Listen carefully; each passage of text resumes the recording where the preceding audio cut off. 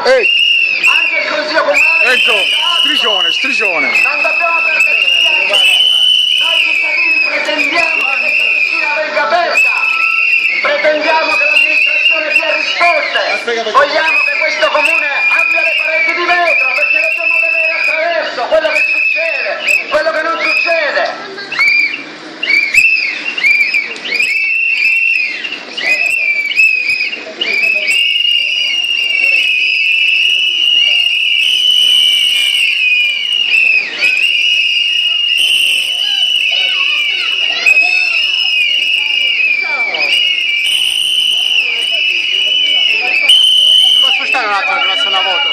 Perché?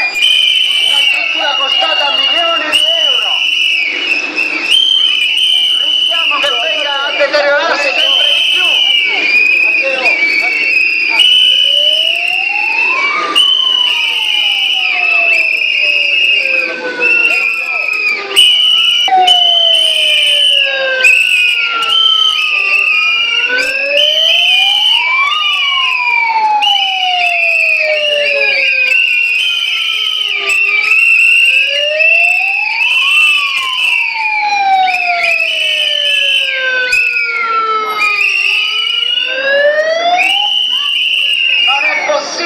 Una piscina stia ferma per un anno e le gare che vengono appaltate vengano regolarmente solo deserte. Non è possibile, c'è qualcosa che non va, c'è una volontà politica a che la piscina resti chiusa. Vogliamo sapere la verità.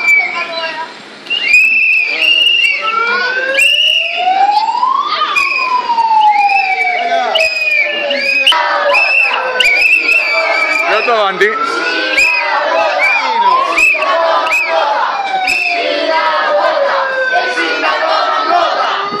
Saluta.